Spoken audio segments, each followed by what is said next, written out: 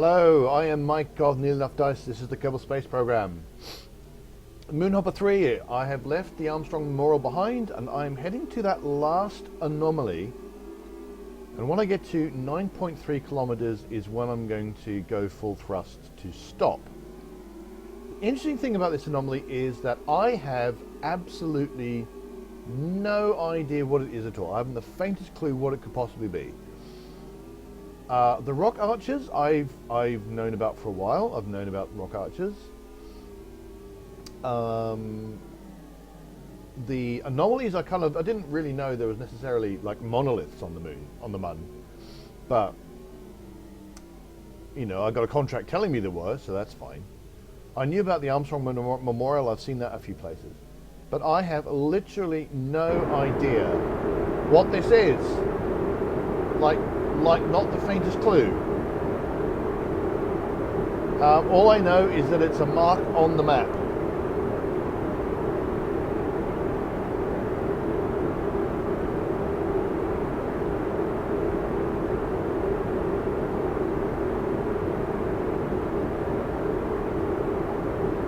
So it should be nice and flat. It's down the bottom of the crater. I am slightly off.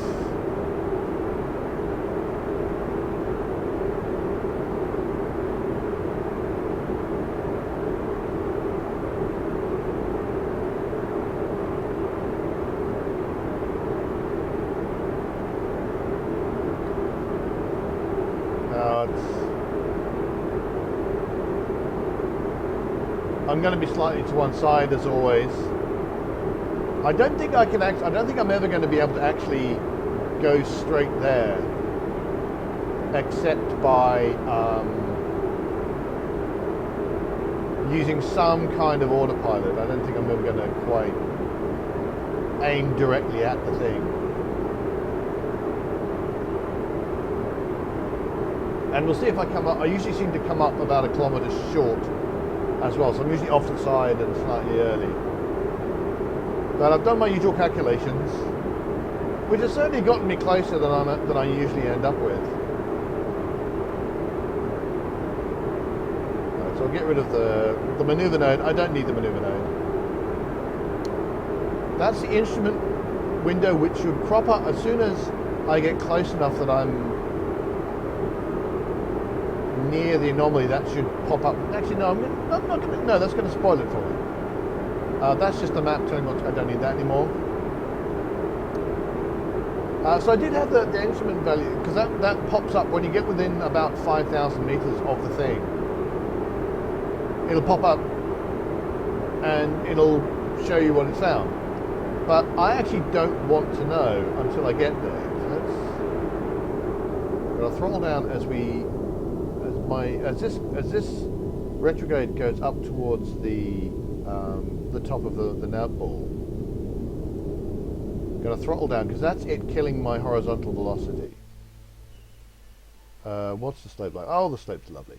All right, now what I want to do is I want to point towards.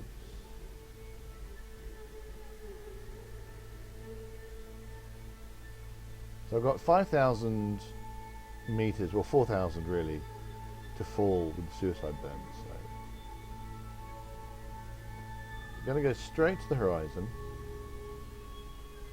eventually.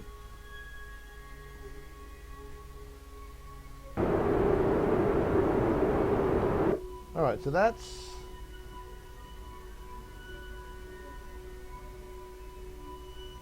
what I would love to have on the nav ball is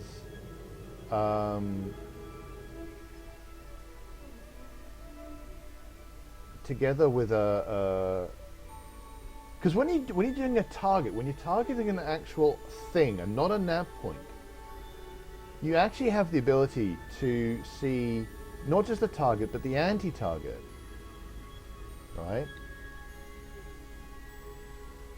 So you can see that this is my prograde is no longer pointing directly at the nav point. But there's no way I can see that on the nav ball, which is a bit of a pity.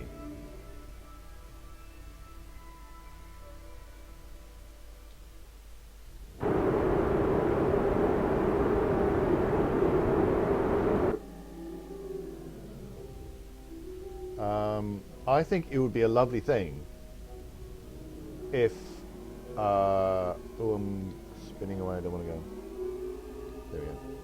I think it would be a lovely thing if I could see, like, even just the you know, the pointing directly away from the waypoint, so that I would be able to get some idea of, am I getting close to it, am I getting far away from it?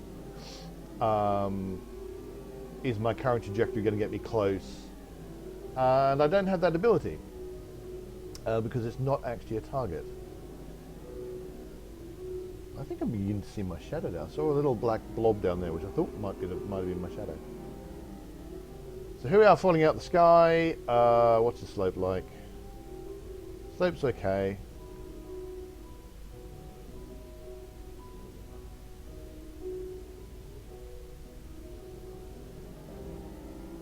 Suicide burn distance is fine. I'm still going to end up short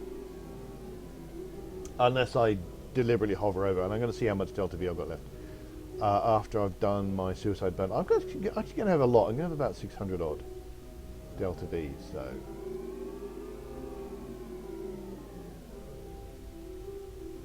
it'll be a lot easier again, you know, if I could just see where, like, the anti-waypoint is relative to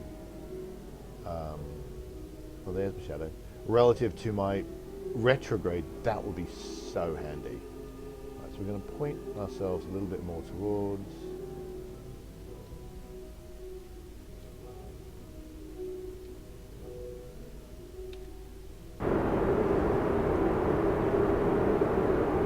And in fact, we are, yes, we're going to just point upwards.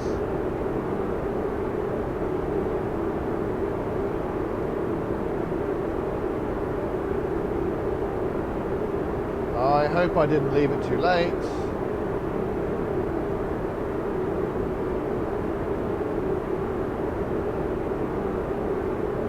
I think we're fine.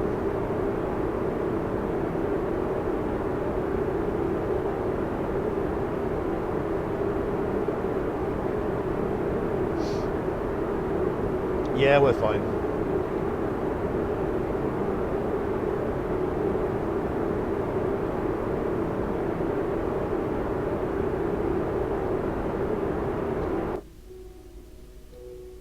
Okay.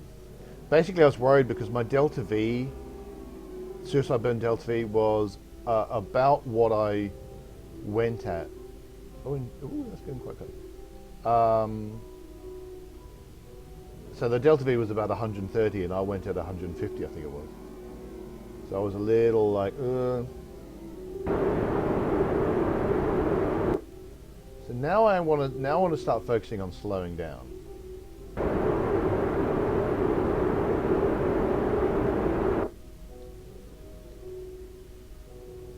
Slowing down specifically my horizontal velocity.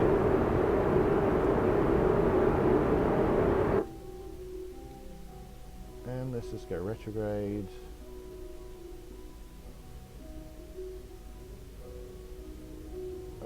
Do we really want to, do we need to spin all the way goddamn round to go retrograde? Oh, I see. I was going up. This could be dangerous. Oh, hell. Hell's teeth. No, we're still alright, we're still alright, we're still alright. I think we'll still get there in time.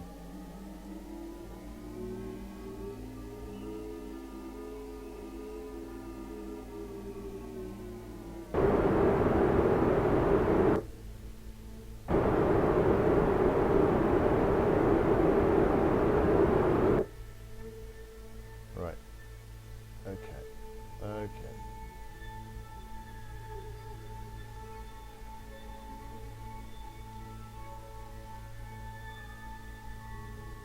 Right, here's where we are landing.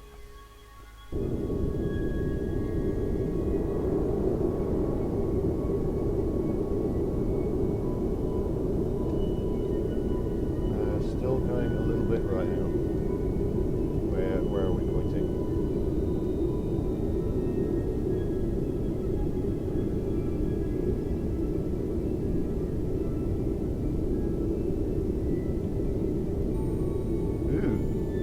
works very well. I was actually able to move my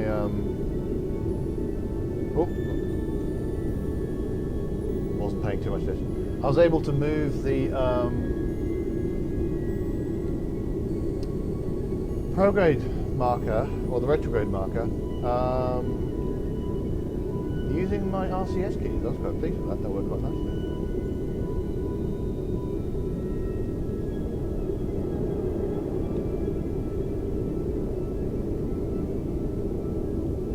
Coming down, coming down, coming down. A little bit of horizontal velocity, which I don't want. Oh, and I've...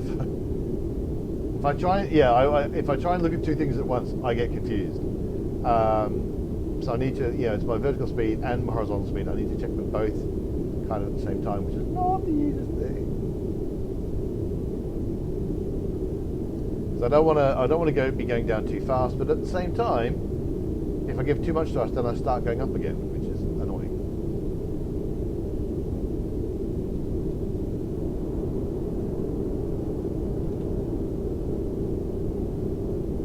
Down we come.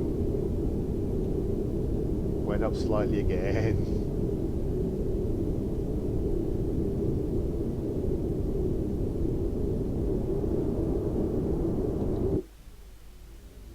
And there we go. Ba-dumph. So we'll put everything out. Turn that off because I don't need it anymore. Now, I need to go find out what this anomaly is.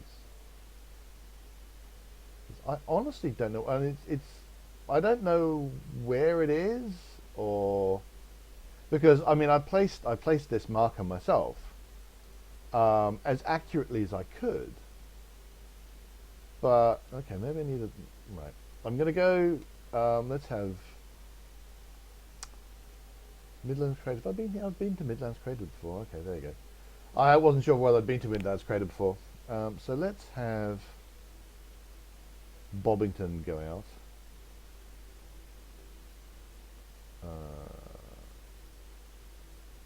Extend the ladder.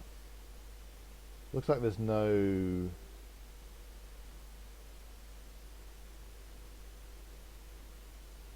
I'll have a look later. I won't do this now.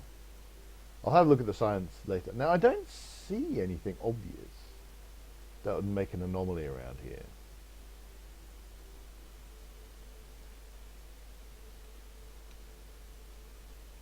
So I'm going to have a look, and then I'm going to use the BTDT scanner. Assuming I can actually get down. There we go. Might as well close that. And get rid of that. So I can head over to that waypoint. And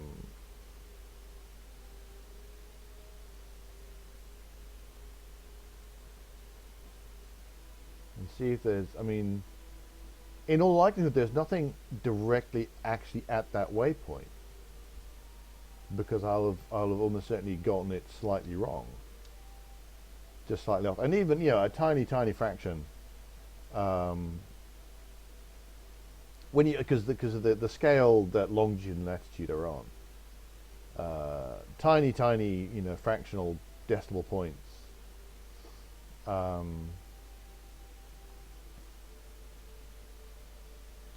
They end up being really quite large distances on the ground. When you think of a degree for a, wait, slow down.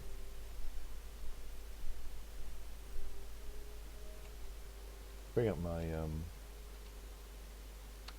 Kerbal engineer again. So I'm 9 degrees 47 minutes 3 seconds south. There are 9 degrees, so there's 360 of them from the equator, which I'm more or less on it. Yeah, I'm not that far off. I'm only 9 degrees off the equator. So from the equator all the way down to the pole, there's only 360 degrees. Then there are 60 minutes within those degrees and 60 seconds within those minutes. And so you can imagine just how big an area, if you just a little tiny way away. Alright, so there's nothing obvious actually at the waypoint. So, well, the waypoint has done its job. So goodbye waypoint, thank you very much. So let's head back. And I guess we're going to have to use the BTDT scanner and see if there's anything there.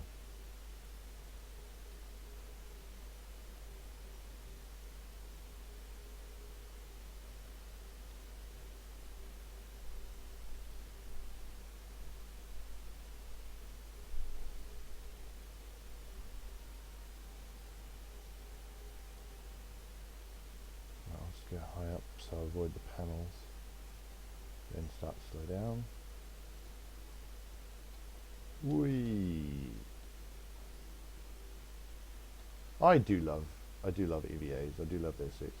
I'm almost certain that NASA does not currently have spacesuits with jetpacks that allow you to fly about on the actual moon. But it is such fun.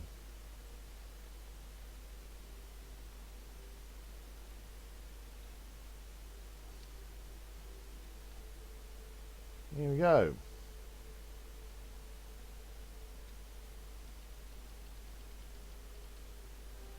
So I have found a monolith.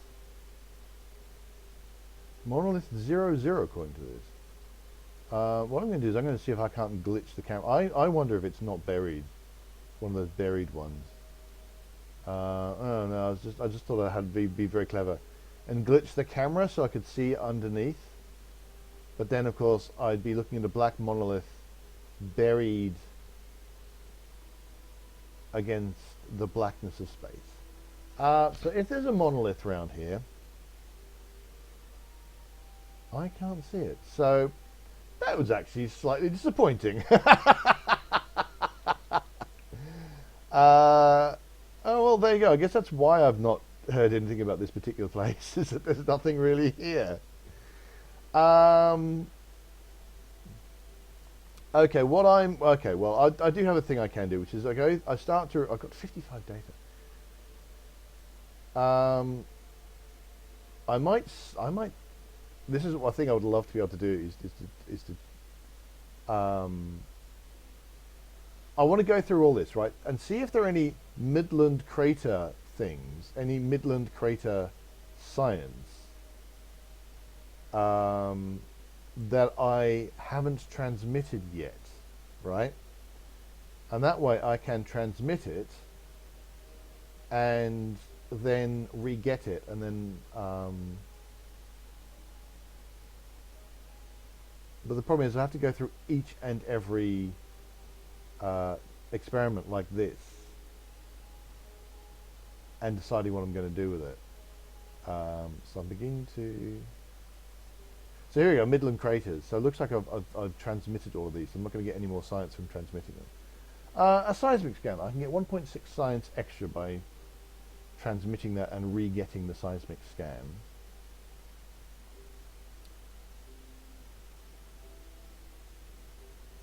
I can get 1.3 science. So seismic. Anyway, I'm going to be doing this for a bit. This is going to be very dull. Anyway, that was really exciting, discovering that there was nothing there. But sometimes, when it comes to science, discovering there's nothing there is just as interesting. So thanks very much for watching. Do hit like and subscribe if you're enjoying these videos. Come visit the enoughdice.com. And until next time, reach for the stars, but don't necessarily expect to actually find anything once you get there.